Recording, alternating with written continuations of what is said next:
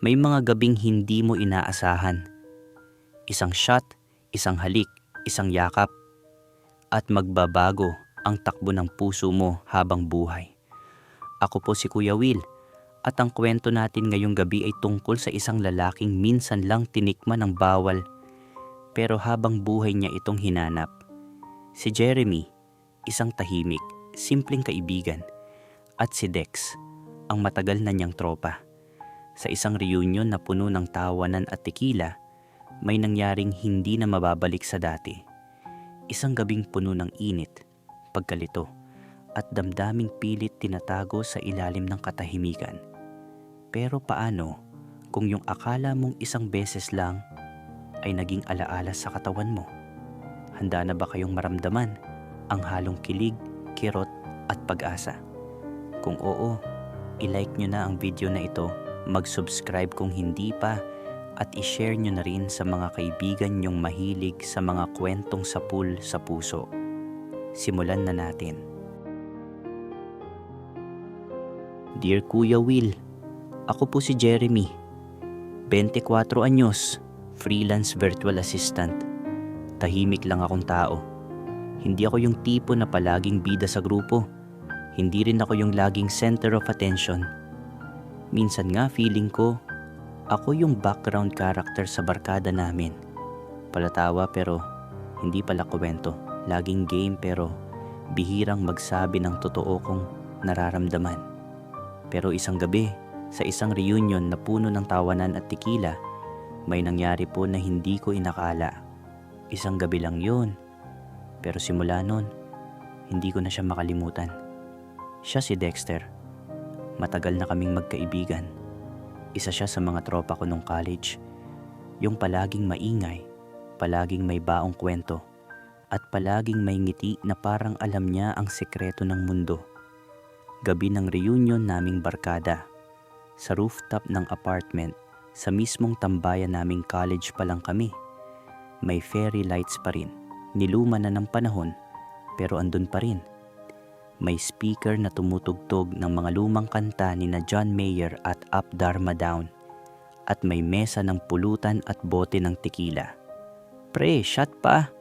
Sigaw ni Leo habang inaabot ang baso ko. Tumawa si Dex na katabi ko, tapik sa balikat ko. Grabe ka Jeremy, dati kahit Red Horse lang, ubo ka na. Ngayon, tequila na ha? Umiling ako at natawa. Freelancer life bro.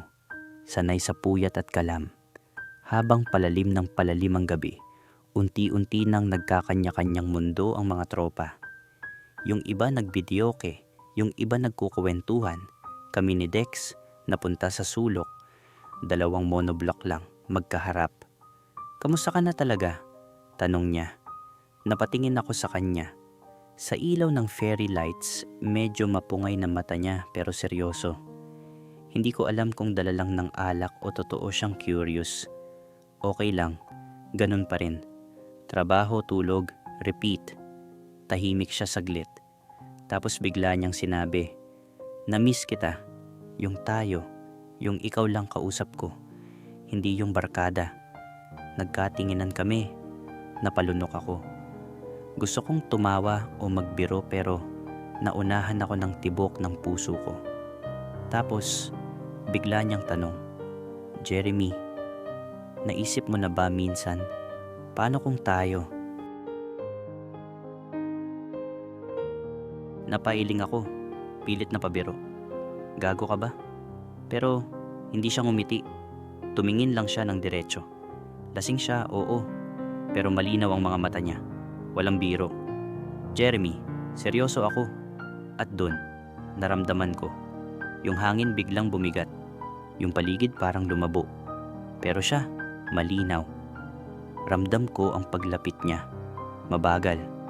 Parang hinihintay kung aatras ako. Pero hindi ako gumalaw. Ang totoo, may parte sa akin na gustong maramdaman yon. Kung anong pakiramdam kapag si Dex ang humalik. At nang maglapat ang labi namin, para akong nawala sa sarili. Walang pagmamadali. Parang bawat segundo ng halik niya, sinisigurado niyang kaya ko to. Nahanda siya kung hindi. Pero hindi ako tumigil. Sumagot ako sa halik niya. Pumikit. Ramdam ko ang kamay niyang humawak sa pisngi ko. Parang takot akong mabasag. Tahimik ang gabi. Pero sa puso ko, may sigawan. May tanong. May kaba. May pag-asa. Nang maghiwalay ang labi namin, ngumiti siya ng konti. Huwag mo na lang isipin, lasing lang ako. Pero Kuya Will, totoo ang halik na yon.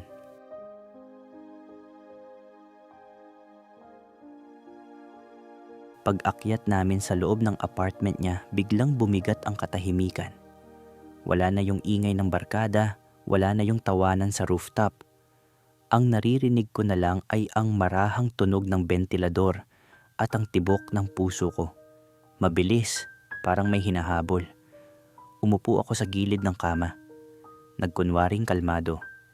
Pero sa loob ko, parang may umaalpas. Si Dax, tahimik lang. Tinanggal niya yung hoodie niya tapos isinunod ang t-shirt. Dati, normal lang to. Ilang beses ko na siyang nakitang nakatopless sa mga inuman o out of town. Pero ngayong gabi, iba. Napatingin ako sa dibdib niya. Sa kulay moreno niyang balat na pamilyar pero ngayon ay parang may bagong kwento. Napansin niya, tumingin siya sa akin. Hindi siya ngumiti. Seryoso ang tingin. Parang nangungusap. Dahan-dahan siyang lumapit. Walang salita. Parang tinatanong kung pwede. Hinila niya ang kamay ko. Palapit sa kanya. Tumayo ako sa harap niya. Magkalapit ang mukha namin. Naghalikan kami. Hindi yun halik ng barkada. Hindi yun halik ng lasing. Yun ay halik ng taong matagal nang may tinatago. Mabagal. Mainit. Walang pagmamadali pero puno ng pagnanasa. Parang bawat segundo, sinasabi niyang, patawad kung ngayon lang kita piniling ganito. Ramdam ko ang init ng palad niya sa batok ko. Hinalikan niya ako sa pisngi, sa leeg. Parang sinisiguro niyang totoo ako. Niyakap niya ako mahigpit. Dinikit ang katawan niya sa akin. Ramdam ko ang tibok ng puso niya sa dibdib ko. Hinubad niya ang shirt ko, marahan. Parang ayaw niyang gulatin ako. Hinagod ng palad niya ang likod ko, pababa. Hinalikan niya ulit ako. Mas agresibo na ngayon. Humiga kami sa kama, magkahawak pa rin. Binalot kami ng dilim. Hindi na namin kailangan ng ilaw. Sapat na ang bawat haplos para magliwanag ang sandali. Dahan-dahan ang lahat, maingat. Parang sinisid namin ang bawat parte ng isa't isa. Mula sa leeg, balikat, dibdib, sa palad, sa likod, hanggang sa maselang parte ng katawan. Pinagmamasdan niya ako habang ginagalugad ang bawat sulok ng katawang akala ko ay kilala ko na. Pero ngayong gabi lang talaga nabuhay. Tumigil siya saglit, tumingin sa akin. Okay ka lang? Tanong niya. Tumango ako. Ikaw? Ngumiti siya. Matagal ko nang gustong gawin to pero natakot ako. Kasi baka pag naranasan ko na, hindi ko na kayaning iwasan ka. Wala akong nasagot. Hinalikan ko na lang ulit siya. Sa ilalim ng kumot, sa ilalim ng gabi, walang ibang mundo kundi kaming dalawa. Wala kaming pinilit, walang minadali. Pero bawat pagdampi ng balat niya sa balat ko, bawat ungol na pilit niyang pinipigilan pero kusa pa ring lumalabas. Lahat yon nagsabing, totoo to, tayo to. Nang matapos ang gabing yon, hindi na kami nagsalita. Nakatulog kaming magkadikit, magkayakap, parang takot mawala ang isa't isa pag pumikit.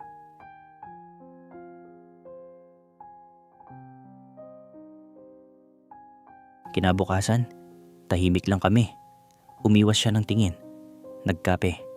Ako, tahimik lang sa gilid ng kama. Jeremy, lasing lang tayo, no? Tanong niya. Siguro, sagot ko. Pero kasinungalingan yun. Dahil hindi lang katawan ko ang naibigay ko sa kanya kagabi, pati damdamin ko. Pag uwi ko, hindi ako makatulog. Ramdam ko pa rin yung init ng mga kamay niya. Yung pagkakadikit ng balat namin. Yung paghawak niya sa kamay ko habang nasa ilalim kami ng kumot. Lahat ng alaala sa katawan ko pa rin. Pero higit sa lahat, si Dex.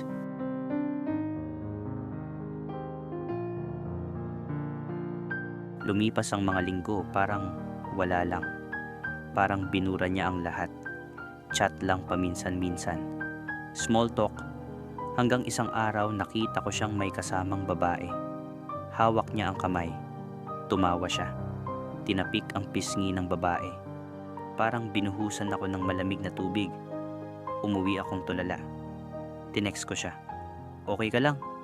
Walang reply. Isang buwan ang lumipas. Bigla siyang nagchat. Pwede ba tayong magkita? Nagkita kami sa isang coffee shop. Tahimik lang sa umpisa. Tapos sinabi niya, Jeremy, sorry, sa alin? Tanong ko. Sa hindi ko pagsabi kung ano ba tayo. Huminga siya ng malalim. Minahal kita, pero natakot ako. Hindi ko alam kung kaya ko panindigan. Akala ko kaya kong kalimutan. Pero hindi. Araw-araw kitang naiisip. Gusto kong simulan ulit. Kung papayag ka, tahimik ako. Hindi ko alam ang isasagot dahil totoo ang naramdaman ko. Pero may takot, may sugat na.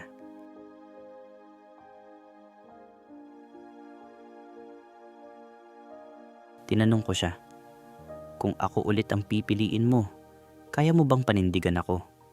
Ngumiti siya. Dati, hindi. Pero ngayon, ikaw lang ang pinipili ko araw-araw.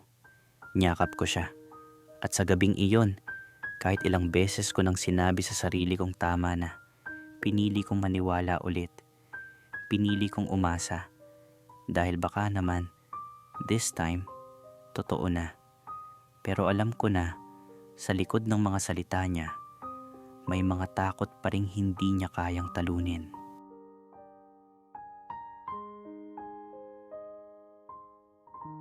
Akala ko siya na. Nagmahal kami, oo.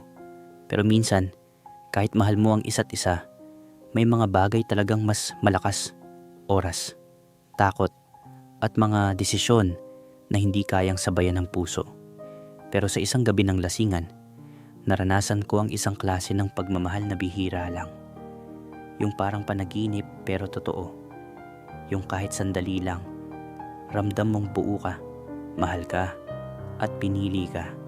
At kahit wala na siya ngayon, sa bawat gabi, sa bawat pagdikit ng lamig sa balat ko, sa bawat tanong ko sa sarili kung tama bang umasa, siya pa rin ang sagot. Sana, kung sakaling magkita ulit kami, hindi nanto panandalian lang. Sana, sa susunod, hindi na kailangang pumili kung sino ang mas mahalaga, ang puso o ang takot.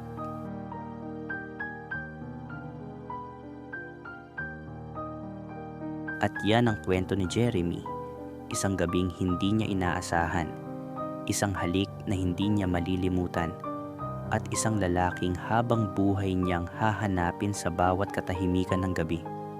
Minsan, kahit isang beses mo lang siyang natikman, sapat na para hanapin mo habang buhay. Hindi dahil sa laman, kundi dahil sa damdaming hindi mo kayang ipaliwanag, pero nararamdaman mong totoo. Kaibigan ba? Lasing lang ba? O baka naman, minahal ka rin niya kahit sandali. Ikaw kuya, may ganito ka na bang karanasan? May gabing hindi mo man gustong ulitin, pero paulit-ulit mong binabalikan sa alaala. I-share mo naman ang thoughts mo sa comments.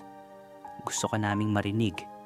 Kung naantig ka sa kwento, huwag mong kalimutang i-like ang video na to mag-subscribe para sa mas marami pang kwentong sapul sa puso, at i-share mo na rin sa mga tropa mong mahilig sa one-night memories na hindi madaling kalimutan. Ako po si Kuya Will, at sa mga kwentong tulad nito, kahit minsan lang, sapat na para manatili. Hanggang sa susunod nating kwento, ingat ka palagi.